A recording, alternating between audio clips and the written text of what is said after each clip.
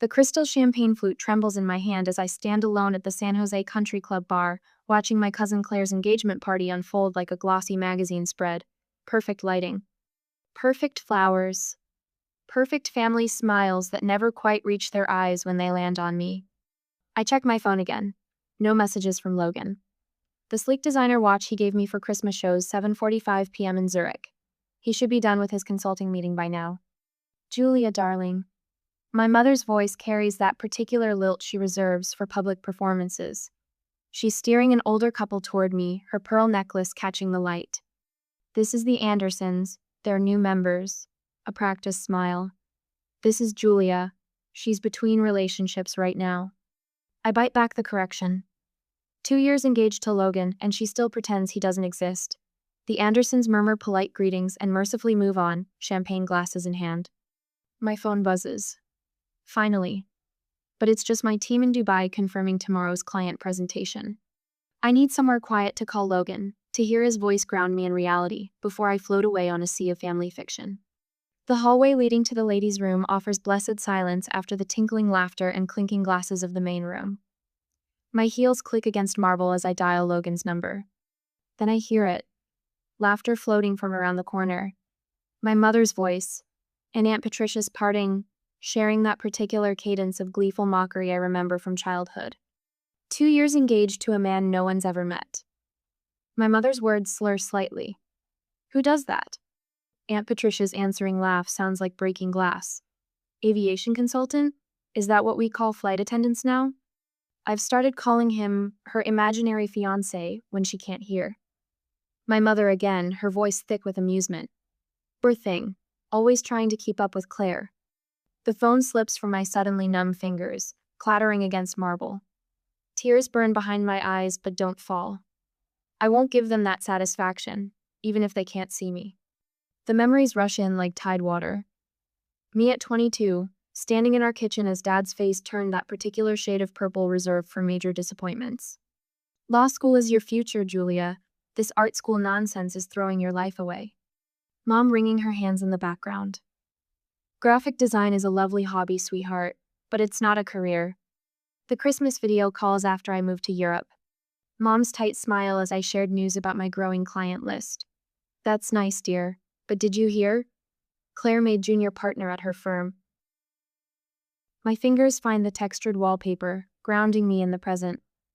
The past is a dangerous place to linger tonight. I remember the first time I saw Logan across a crowded conference room in Zurich. The way his eyes crinkled when he smiled. How he listened intently as I presented my branding concepts for his airline client.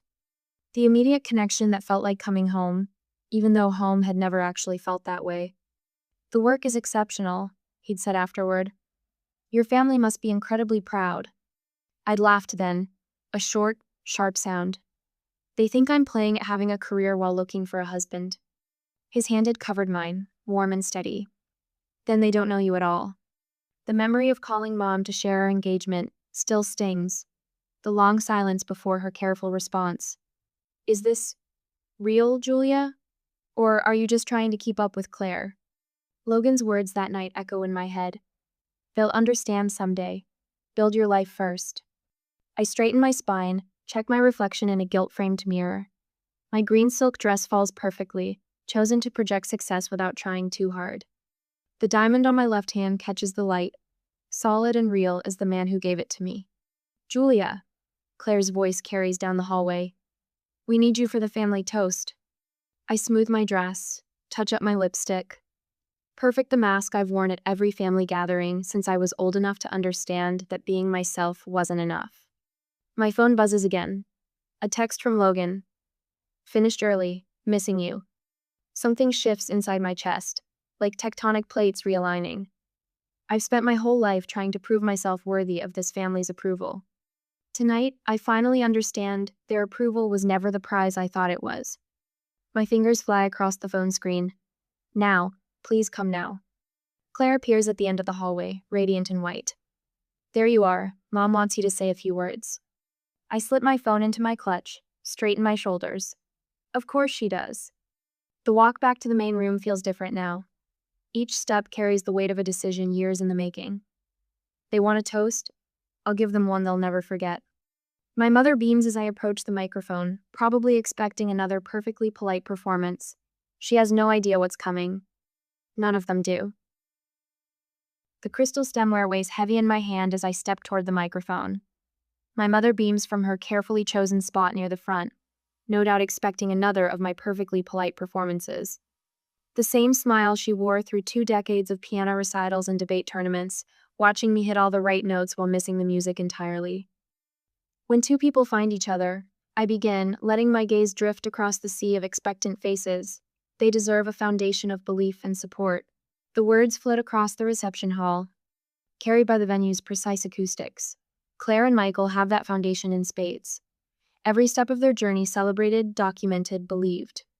A champagne flute clinks against a butter knife somewhere in the back. Someone coughs. My mother's smile slips, just a fraction as my eyes find hers. Some people never receive that support. The words land soft but sharp, like snow before a storm. Some build their lives while those closest to them whisper doubts behind closed doors and country club bathrooms. My mother's fingers tighten around her glass. Aunt Patricia shifts in her chair, that particular rustle of silk that always accompanied her judgments. So here's to those blessed with family who believe in them without proof, without question. I raise my glass, ice cracking in the silence, and to those who succeed anyway. The applause comes scattered and uncertain, like the first drops of rain. Maria appears at my elbow as I step away from the microphone, her hand warm against my arm. I wanted to tell you, she whispers, her phone screen glowing between us. They've been saying this for years. The family group chat scrolls beneath her thumb. Words jump out like neon signs in the dark. Maybe she needs therapy. No real career. Inventing relationships to compete with Claire. My father's voice drifts from a nearby table. Julia's going through a phase. The same dismissal he used when I left law school, when I moved to Europe, when I built my first international client portfolio. A phase lasting 15 years. Your brother told the Hendersons your international career was mostly freelance work. Maria adds, her voice barely audible above the string quartet. Like you're sitting in a coffee shop designing logos instead of running global campaigns. The weight of years of dismissal settles across my shoulders like a familiar shawl. My mother holds court near the gift table, Aunt Patricia at her right hand like always. The perfect power couple. One to plant the seeds of doubt, one to water them with whispers until they bloom into full-grown lies. Did you see the wedding magazines? Maria's words carry an edge of anger I've never heard from her before. Your mother showed them to Claire last month. At least one daughter will have a proper wedding. Like you're some cautionary tale instead of a success story. A server passes with fresh champagne. Maria snags 2 glasses, pressing one into my hand. You know who's been surprisingly decent about all this? Claire. She shut down Mom the other day when she started in on your imaginary life in Dubai. My phone buzzes against my hip. Logan's message lights up the screen. 3 minutes out. Ready? The room shifts around me, familiar faces arranging themselves into new patterns. Rebecca slips through the doorway, fashionably late as always. One look at my face and eyebrows draw together. She knows me well enough to read the storm brewing behind my careful smile. She'll leave early like always, my mother's voice carries from behind a massive flower arrangement. Can't sustain these stories forever. The master of ceremonies taps his microphone. Ladies and gentlemen, we'll be concluding our toast before dinner service begins. My Dubai team's presentation deck flashes through my mind, the one my family dismissed as playing at business last Christmas. The one that just landed us a contract worth more than my father's annual partner draw. The marble floor clicks beneath my heels as I cross to where my mother stands, still holding court over her circle of friends. For once, I don't curve my spine to make myself smaller in her presence. I've never lied to you about my life, I say, my voice steady as a heartbeat. Not once, remember that. Something flickers behind her eyes, discomfort, maybe even fear, before the practiced smile slides back into place. Of course, darling, we've always supported your creative endeavors. The first throb of helicopter blades cuts through the evening air. My mother's head snaps up, recognition dawning in her eyes as they meet mine. She knows that sound, has bragged often enough about my father's clients arriving for dinner parties in their private choppers. But this time, the sound carries a different message. Sometimes the truth doesn't whisper. Sometimes it roars. Have you ever been subjected to years of doubt by those who should believe in you most? What evidence would it take to change their minds? For Julia's family, it was about to land on their perfectly manicured lawn. The whir of helicopter blades slices through evening conversation. Champagne flutes pause midway to lips. In the garden, strings of fairy lights tremble. Someone must be lost. My mother's voice carries that familiar note of forced calm. She shoots a pointed look at the club manager hovering near the terrace doors. I'll check with traffic control. My father pulls out his phone, already shifting into problem-solving mode. The larger venue down the road sometimes gets helicopter arrivals. Aunt Patricia's laugh rings hollow across the room. Claire, darling, did you arrange a surprise for your engagement party? Claire shakes her head, confusion plain on her face. I take a slow sip of champagne, letting the bubbles dance on my tongue. The moment I've orchestrated unfolds exactly as planned, yet my hands tremble slightly as I set down my glass. The club doesn't allow unauthorized landings. My mother announces to anyone within earshot. She smooths her silk dress, a gesture I recognize from childhood, her tell when things spin beyond her control. The sound grows louder, conversations stutter and stop. Silver-haired men in blazers drift toward the floor-to-ceiling windows. Women in designer dresses exchange glances, their jewelry catching the light as they crane their necks. I move toward the terrace doors. Each step feels weightless, like I'm floating through a dream I've rehearsed 1,000 times. The garden lights illuminate my path, casting my shadow long across the marble floor. My mother's fingers close around my wrist. Julia, where are you going? I turn to face her, gentle but immovable, to greet my fiancé. Her fingers slip away. In her eyes, I catch the first flicker of understanding and fear. The helicopter appears over the tree line, sleek and black against the purple dusk. Its landing lights sweep across manicured lawns and sculpted topiaries. Julia. My mother's voice has lost its performance polish. This disruption is unnecessary. I don't respond. The time for words passed long ago, somewhere between imaginary fiancé and tonight's whispered mockery. Instead, I push open the terrace doors and step into the evening air. Behind me, the party has gone silent. Even the string quartet has stopped playing. I stand framed in the doorway, my green silk dress moving in the artificial wind.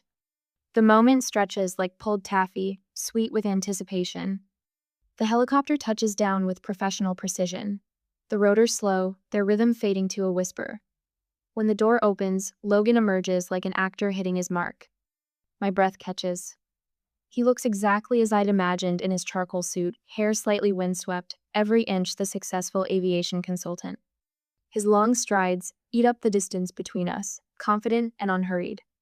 Sorry I'm late, darling. His voice carries across the hushed garden. He bends to kiss my forehead, his hands settling at my waist with familiar warmth. Did I miss your toast?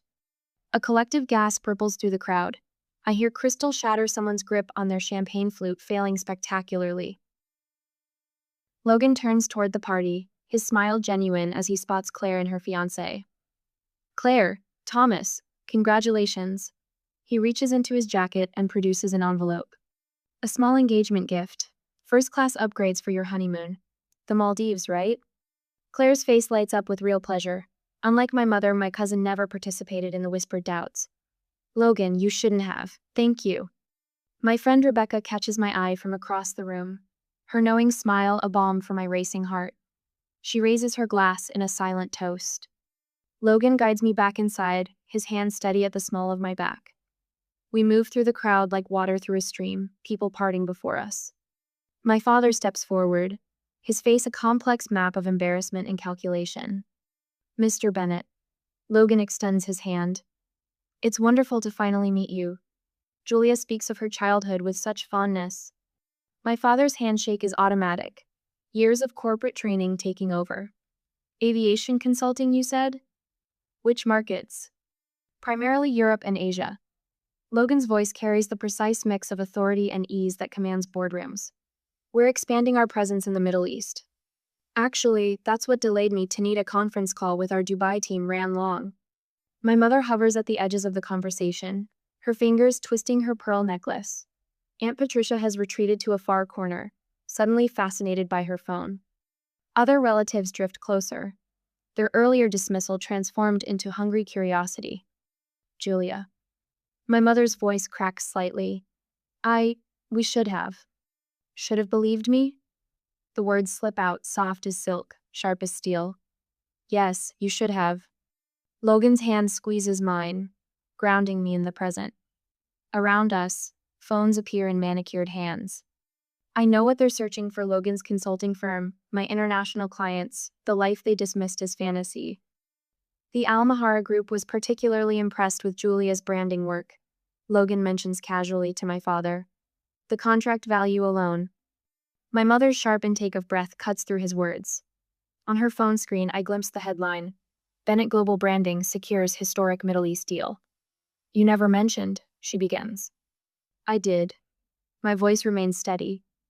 Every Christmas call, every birthday, you change the subject to Claire's law firm promotions. The string quartet starts playing again, but the party's rhythm has fundamentally shifted. Years of dismissal crash against the concrete reality of Logan's helicopter. My success, our life. The impact leaves my family scrambling to rewrite history. Julia has a keynote speech at the International Brand Summit next month. Logan continues smoothly. Perhaps you'd like to attend. We could arrange tits. My father's phone appears in his hand so quickly it seems to materialize. Around us, other relatives tap and scroll, their faces illuminated by the blue glow of screens showing my career, my achievements, my truth. The weight of vindication settles around my shoulders, not like a crown, more like armor I no longer need to wear. Logan's arm settles around my waist as we make our way through the reception, a physical anchor in this sea of shifting family allegiances. The helicopter sitting visible through the floor-to-ceiling windows serves as a constant reminder of everything they refuse to believe. Tell them about the Singapore airline campaign, darling. Logan's voice carries just enough for the cluster of relatives pretending not to eavesdrop. My mother's wine glass pauses halfway to her lips. The rebrand launched last month, I say, letting my voice fill with the quiet pride I've spent years suppressing. Full fleet livery redesign, lounge concepts for 13 international hubs, complete digital overhaul. Aunt Patricia's fingers tighten around her champagne stem. She spent the last hour trying to insert herself into conversations, suddenly remembering supportive comments she never made. I always told Diane you had an eye for design, didn't I, sister? My mother nods too quickly, pearls bobbing at her throat. Julia mentioned the Dubai project weeks ago. Very exciting.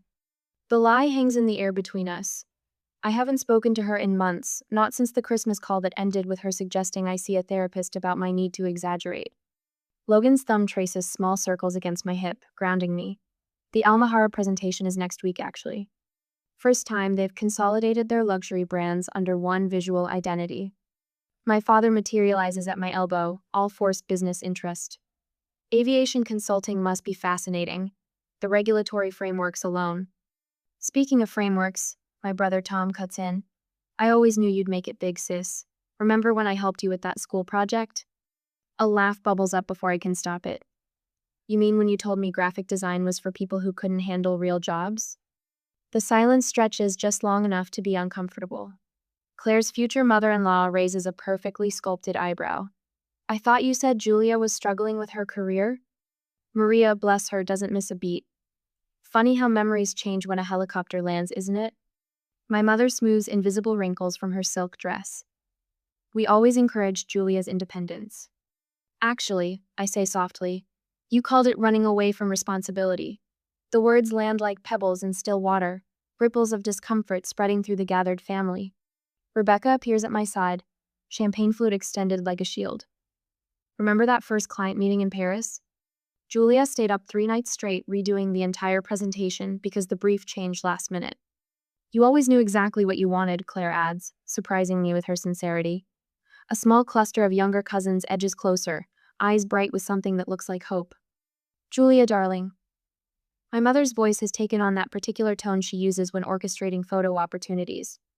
We should get some pictures for the family album while everyone's here. Wonderful idea, my father chimes in. And you must let us know when you're in Europe next. We'd love to visit. Tom slides a business card from his wallet. We should grab coffee, talk about some international opportunities. The firm's looking to expand. I smile, precise as a scalpel. We'll see what the schedule allows. Logan steers us toward the terrace, reading my need for air. The night wraps around us like cool silk, city lights glittering below. Through the glass, I watch my mother's face crumple slightly when she thinks no one's looking. But Christmas is for family, she says later, cornering me by the dessert table.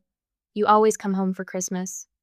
The words settle in my chest, familiar weight of obligation warring with the life I've built. I have made my home elsewhere. My father stands frozen by the bar, Manhattan untouched, as the reality of our new dynamic sinks in. I am no longer the daughter desperately seeking approval. I am a woman who arrived by helicopter to say, your approval stopped mattering. Aunt Patricia's voice drifts from behind a flower arrangement. Still showing off after all these years. Logan's hand finds mine, fingers intertwining. The diamond on my left hand catches the light, solid and real as the man beside me, as the career I've built, as the truth they spent years denying. The helicopter sits dark and elegant on the lawn outside, a period at the end of a very long sentence. But it isn't the final punctuation mark in this story. Not yet. I squeeze Logan's hand, thinking of the invitation I'll send tomorrow. Dubai in winter is lovely, after all, and some truths need to be seen in the full light of day. They cannot hurt me again. With these thoughts, we greeted everyone and went to the hotel. Tomorrow is a big day. The next day, after the reception, the phone vibrates against the hotel nightstand at 10 a.m. My mother's name flashes across the screen, accompanied by her carefully curated profile photo from last Christmas. Julia, sweetheart. Her voice carries that particular wobble that appears whenever she wants something. I've been thinking about what happened at the reception. We should reconnect as a family. I let the silence stretch, watching Logan's reflection in the floor-to-ceiling windows as he moves around our suite, preparing for another consulting call. Mom, I have meetings all morning. Of course you do. The wobble transforms into something sharper. Your father wants to discuss some investment opportunities for your business. She pauses. The family business could use an international presence. My phone buzzes with incoming texts. Dad, suggesting coffee to talk about your future. My brother Mike, suddenly interested in expanding our horizons globally. Even Aunt Patricia has posted on Facebook, featuring a photo from Claire's engagement party, with the caption, "So proud of my successful niece Julia. Family first, global business." Logan catches my eye in the reflection, raising an eyebrow. I shake my head, lips curving into a smile that holds more satisfaction than amusement. The country club membership committee meets next month, Mom continues, voice brightening. Your father could nominate you now that you're established. The word hangs between us like a poisoned apple. Established. As if my success only became real when it arrived in a helicopter. The lake house is lovely in autumn, she adds. We could update the family Christmas card. You and Logan would look wonderful on the dock. I trace my finger along the window, watching the morning sun strike the glass towers of Dubai's financial district. That's generous, Mom. Well, family is family. Her voice softens. We can put all this unpleasantness behind us. All this unpleasantness, I repeat, letting each word fall like a stone. You mean the years you spent telling everyone I was lying about my life? Julia, really? We were just concerned. Logan sets a cup of Earl Grey on the desk beside me, his hand resting briefly on my shoulder. The warmth of his palm grounds me as the realization crystallizes. They're not sorry they didn't believe me, I say after ending the call. They're sorry they can't use me. Logan leans against the desk, arms crossed. What do you want to do about it? I open my laptop, fingers hovering over the keyboard. The words flow with unexpected ease. I'd like to invite you to Dubai next month. Let me show you what I've built. 3 weeks later, I watch my parents scan the arrivals terminal, their expectations visible in their designer luggage and travel outfits. Mom's face falls slightly when she spots our waiting car. Not a luxury sedan, but a modest electric vehicle. The hotel is lovely, she manages later, as Logan guides them through the understated lobby of the Four Seasons. No gilded excess, no ostentation, just quiet, impeccable taste. We thought you'd be comfortable here, I say, watching them search for the flash and glitter they'd imagined. Dubai isn't all about spectacle. The next morning, I lead them through the glass doors of Bennett Global Branding. 30 pairs of eyes look up from sleek desks, their owners rising in greeting. Good morning, Julia, they chorus, some voices carrying accents from London, Singapore, Cape Town. Your team? Dad asks, gaze jumping from face to face. My family. I correct him quietly. I watch them absorb the wall of client logos, the industry awards, the framed magazine covers featuring my work. Through the conference room glass, they glimpse my upcoming keynote presentation for the Global Brand Summit. All this time, Mom whispers, you really were. Building something? Yes. I gestured to my office. Would you like to see more? That evening, I choose a rooftop restaurant overlooking the city. The lights below mirror the stars above, creating an infinite field of possibility. For years, I say, setting my phone on the white tablecloth, you thought I was lying about my life. We were just concerned, Mom begins, reaching for her water glass. I press play. Her own voice fills the space between us. Her imaginary fiancé, followed by Aunt Patricia's laughter. I didn't invite you here for an apology. The words come steady and clear. I invited you to see the truth. Dad's face flushes that familiar purple. You brought us all this way to embarrass us? No, I meet his gaze. I brought you here so you would finally see me. Mom's tears fall, smearing her careful makeup. We were wrong about everything. Yes, you were. I take a sip of water, letting the moment settle, and that will take time to address. The city glitters below us, a constellation of lights marking paths not taken, choices that led me here. My parents sit across the table, finally seeing the daughter they never believed existed. Their approval, so desperately craved for so long, feels strangely hollow now. Logan's words from this morning echo in my mind. The greatest revenge isn't proving them wrong. It's living so fully that their approval becomes irrelevant. I study their faces in the candlelight. Mom's trembling lips, Dad's rigid posture. The power to shape our relationship has shifted. Any reconciliation will happen on my terms, in my time. The knowledge settles like a warm stone in my chest. Tell me about your new project, Dad says finally, his voice rough with something that might be regret. I lean back, considering. The night stretches before us, full of possibilities and limitations. Like the city below, some paths will remain forever unexplored. Others wait to be discovered. Let's start, I say, with what's true. A week later, sunlight streams through the floor-to-ceiling windows of my Dubai office, catching the metallic threads in the abstract tapestry I bought in Istanbul last month. Logan appears in the doorway, 2 steaming cups in hand. The familiar scent of Earl Grey fills the air as he sets one on my desk. Your 9 o'clock is ready in the conference room, he says, leaning down to kiss my temple. The design mentee from Paris? I nod, taking a sip of perfectly brewed tea.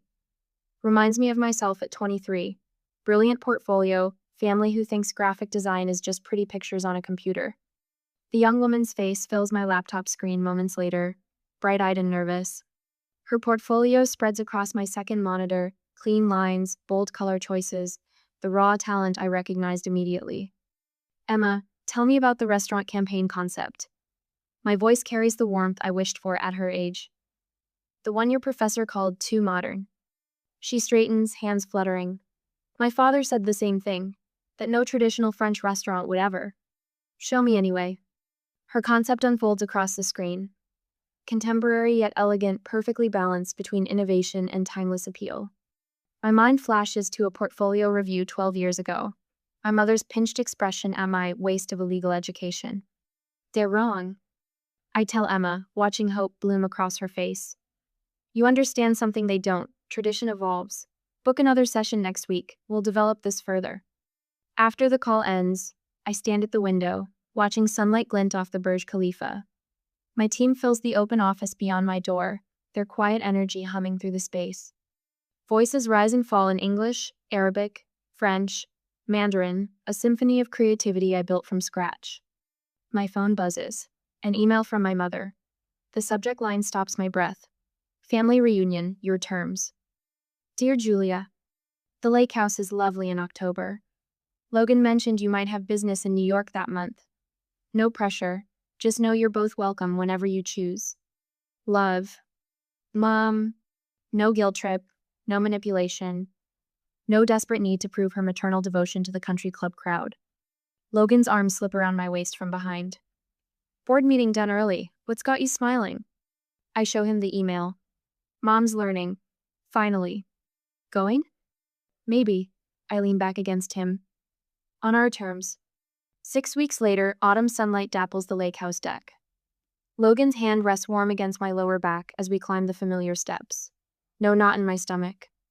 No mask of perfect daughter sliding into place. The door opens before we reach it. Mom's eyes meet mine, clear and uncertain. Julia, Logan, thank you for coming. Inside, fall-scented candles flicker on the mantel. Dad looks up from his paper, reading glasses perched on his nose. Just read about your team's award. The Hong Kong campaign? Singapore, I correct gently. But yes, the Asian market expansion exceeded projections. No dismissal. No comparison to my cousin's law firm partnership. Just my father's small nod, the beginning of understanding in his eyes. Monthly video calls followed.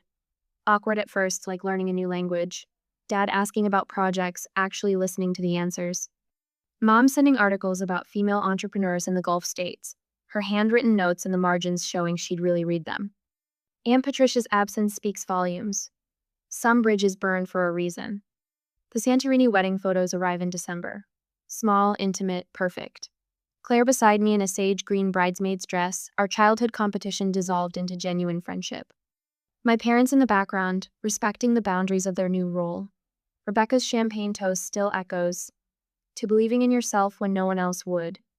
Spring finds me in a Dubai conference hall, addressing a room of young designers. Many of their stories mirror my own. Families who mistake different for wrong, dreams dismissed as phases to outgrow. The helicopter story spread. I tell them, watching recognition spark. But that moment wasn't about proving anyone wrong. It was about finally being right with myself. A young woman approaches afterward, portfolio clutched to her chest. My family thinks I'm wasting my accounting degree. They don't believe I can make it in design. I see myself in her tight shoulders, her defensive grip on her work. Show me what they don't see. Mom visits the office in May. She pauses before the framed photo of Logan's helicopter landing, backlit against the country club's manicured lawn. I was so embarrassed that day. Her voice catches. Now I understand it was necessary. It wasn't about embarrassing you. I meet her eyes in the glass reflection. It was about finally being seen. I see you now. She touches the frame gently. I'm sorry it took so long. I needed you to see me then. The truth settles, peaceful as sunset over the Arabian Gulf. I don't need it anymore. Later that night, Logan and I stand on our balcony, the city lights jeweling the darkness below. Plans for the New York office expansion spread across the patio table between us. We could take the apartment in Manhattan, I muse. Be closer to family if we want. If we want. Logan's smile holds a decade of understanding. Your choice, your terms. I watch a plane's lights trace across the star-studded sky, remembering a young woman who once thought proving her worth would fix everything. The greatest revenge isn't proving them wrong. My fingers lace through Logan's. It's living so fully that their approval becomes irrelevant. The night breeze carries the scent of jasmine from the garden below. Somewhere in Paris, Emma works on her restaurant campaign. In Dubai, my team prepares tomorrow's client presentation. In a lake house in America, my mother learns to see her daughter clearly. All of us evolving, one truth at a time,